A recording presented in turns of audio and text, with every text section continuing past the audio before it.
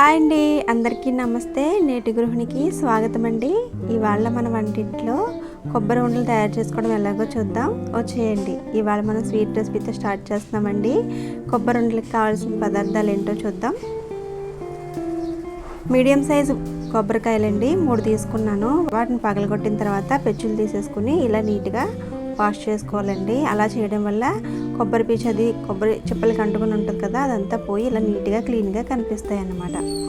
ఇలా నీట్గా కడిగేసుకున్న తర్వాత వీటిని సన్నగా ముక్కలుగా కట్ చేసుకోవాలండి. ఇలా కట్ చేసుకున్న కొబ్బరి ముక్కల్ని నేనైతే కొత్తది రోలు కొనుక్కున్నానండి, అందుకని ఇందులో ట్రై చేస్తున్నాను. మీరైతే మిక్సీ జార్లో వేసేసుకొని పల్స్ 1లో పెట్టుకొని కొబ్బరి తురుముని చేసుకోవచ్చండి. ఈ రోట్లో వేసి దంచుకోవాలి. ఇంకో చూసారు కదా, నేను సన్నగా కట్ చేసిన ముక్కలన్నీ మా కొత్త రోట్లో వేసి దంచుకుంటున్నానండి. ఇలా దంచిన తర్వాత ఇలా మెత్తగా కొబ్బరి తయారవుతుంది.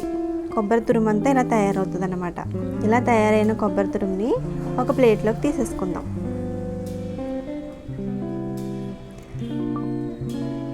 చూసారండి, చాలా చక్కగా వచ్చింది విడివిడిలాడుతాని. మీరు మిక్సీలో చేసినప్పుడు కూడా దీన్ని పల్స్ 1లోనే పెట్టుకోండి. 2, 3 పెట్టుకుంటే ముద్దగా అయిపోద్ది, బాగోదు. ఇలా తయారైన కొబ్బరి తురుముని ఒక ప్లేట్లోకి తీసేసుకోవాలి. ఇలా తీసుకున్న తర్వాత నాకు 3 కొబ్బరికాయలు మీడియం సైజ్ అని చెప్పాను కదండి, 1/2 కేజీ బెల్లం అయితే పడింది. 1/2 కేజీ బెల్లం కడ్డీని కూడా నేను ఇలాగా రోట్లో వేసి దంచేసుకున్నాను. ఇలా దంచుకున్న తర్వాత ఈ బెల్లాన్ని కూడా మనం తురుముకొని పెట్టుకున్న బెల్లం కొబ్బరి తురుము బాగా కలిసేలాగా కలుపుకోవాలండి. నేనైతే గరిటె వాడకుండా చేతితోనే చక్కగా కలుపుకున్నాను. ఇలా కలుపుకోవడం వల్ల బెల్లం కొబ్బరి కూడా బాగా కలుస్తాయి అన్నమాట. ఇప్పుడు నేను మట్టి పాత్రలో చేస్తున్నానండి.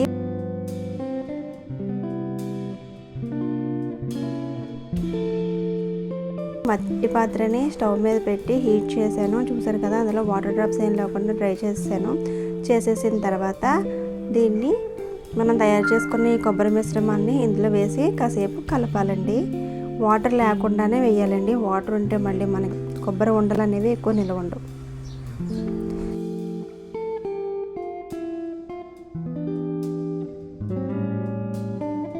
ఇప్పుడు ఒకసారి మూత పెట్టుకోవడం వల్ల ఏమవుతుందంటే, మనం వేసిన బెల్లంలోని మనం తురిమి పెట్టుకున్న బెల్లం ఇంకా కొంచెం ఉండలే అని ఉంటే మెల్ట్ అయిపోతాయని చెప్పేసి కరిగిపోతాయని నేనైతే ఇలా మూత పెట్టానండి. మూత పెట్టిన తర్వాత ఒకసారి మళ్ళీ కలుపుకొని మళ్ళీ ఒక 5 నిమిషాల నుంచి పెట్టుకోవాలి మూత. ఇలా 5 నిమిషాలు మూత పెట్టినప్పుడల్లా కూడా స్టవ్ అనేది సిమ్లోనే పెట్టుకోవాలండి, హై ఫ్లేమ్లో పెట్టకూడదు. హై ఫ్లేమ్లో పెట్టినట్టయితే అడుగునంతా మాడు పట్టేస్తుందండి.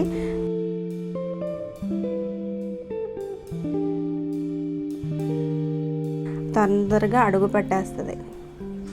ఇప్పుడు మనం లిడ్ పెట్టద్దండి, మూత పెట్టవలసిన అవసరం లేదు. ఇంక మూత పక్కన పెట్టేసి కొంచెం గట్టిగా గిన్నె పట్టుకొని అలాగా బెల్లమును కొబ్బరి కలిసిలాగా జాగ్రత్తగా కలుపుకుంటూ ఉండాలండి.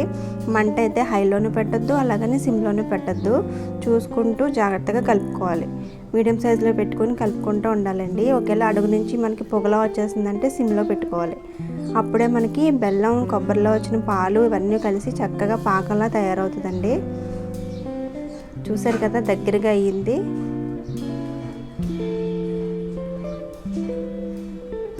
అలా కొంచెం జాగ్రత్తగా కలుపుకోవాలి. నేను కలిపే విధానం మీకు ఫాస్ట్గా కనిపిస్తుంది, కానీ అది ఏంటంటే నేను స్లోగానే అన్నాను, ఎందుకంటే మట్టి పాత్ర కదా, త్వరగా బ్రేక్ అవుతుంది. కొంచెం జాగ్రత్తగా చూసుకోండి. చూసారండి, ఇప్పుడైతే కనుక ఆ ఉండ అనేది చక్కగా మనకి తయారైపోయింది, పాకం వచ్చేసింది. ఈ కన్సిస్టెన్సీలో ఉంటే సరిపోతుంది. ఇలా వచ్చినప్పుడు, ఇలా ఉండ కింద తయారైనప్పుడు మనం స్టవ్ ఆపేసుకోవాలండి. నేను స్టవ్ ఆపేసాను. స్టవ్ ఆపేసిన తర్వాత ఒకసారి బాగా కలిపేసుకోవాలి. అంచులో ఉన్న కొబ్బరి మొత్తం అంతా కూడా ఒక దగ్గరికి వచ్చేలాగా బాగా కలిపేసుకొని ఈ కొబ్బరి మిశ్రమాన్ని అయితే మనం ఒక ప్లేట్లోకి తీసేసుకోవాలి. నాకు ఇందులో యాలక్కాయల పొడి వేయడం అంటే ఇష్టం ఉండదండి. మీకు ఎవరికైనా కావాలంటే కనుక ఈ టైంలో మీరు యాలక్కాయల పొడి వేసుకుని ఒకసారి మిక్స్ చేసుకుంటే సరిపోతుంది. ఇప్పుడు దీని అంతటినీ కూడా ఒక ప్లేట్లోకి తీసేసుకోవాలండి. ఎందుకంటే మీరు నాన్ స్టిక్ ప్యాన్లో కట్టర్ చేసినట్టయితే పాన్లోనే చల్లారిపోతుంది. కాకపోతే నేను మట్టి దాకలో చేశాను కదా, ఇది హీట్ ఉంటుందండి. హీట్ ఉండడం వల్ల మళ్ళీ అది మామూలుగా కుక్ అయిపోతూ ఉంటుంది, అడుగుని బ్లాక్గా పట్టేసినట్టు అయిపోద్ది అని చెప్పి నేను సపరేట్ చేసుకుని చల్లారి పెట్టుకున్నాను. ఇప్పుడు ఇలా చల్లారి పెట్టుకున్న తర్వాత ఉండల కింద చేసుకోవాలి. ఇది వేడిగా ఉన్నప్పుడు మాత్రం చేయకండి, గోరువెచ్చగా మీరు తట్టుకోగలిగినంత వేడిలో ఉన్నప్పుడే ఉండల కింద చేసేసుకోండి. బెల్లం పాకం ఉండడం వల్ల ఎక్కువ వేడితో చేస్తే చెయ్యి బాగా కాలిపోద్దండి. పిల్లలు ఉన్న వాళ్ళు కూడా కొంచెం జాగ్రత్తగా చూసుకోవాలి. కొబ్బరి ఉండలు అంటే ఎవరికి ఇష్టం ఉండదండి, గమ్మున నాక్కాలని చేతులు పెట్టేస్తారు కదా. చూసారా, ఇలా కూడా చేసుకోవచ్చు.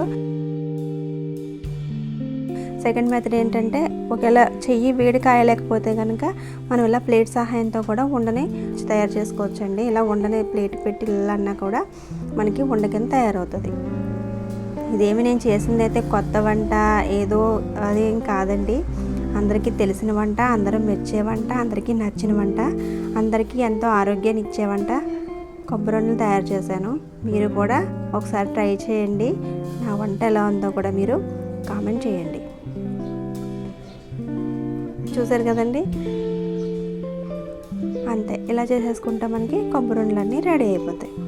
ఇలా రెడీ అయిపోయిన కొబ్బరి ఉండలు మనం ఏదైనా బాక్స్లో స్టోర్ చేసుకున్నామంటే చక్కగా సాయంత్రం అప్పుడు కానీ, పిల్లల స్కూల్కి వెళ్ళేటప్పుడు కానీ, స్నాక్ బాక్స్లో కానీ పెట్టడానికి బాగుంటుందండి. మీకు కనుక నా రెసిపీ నచ్చినట్లయితే నా ఛానల్ని సబ్స్క్రైబ్ చేయండి, లైక్ చేయండి, షేర్ చేయండి, సబ్స్క్రైబ్ తప్పకుండా చేయండి. థ్యాంక్స్ అండి అందరికీ.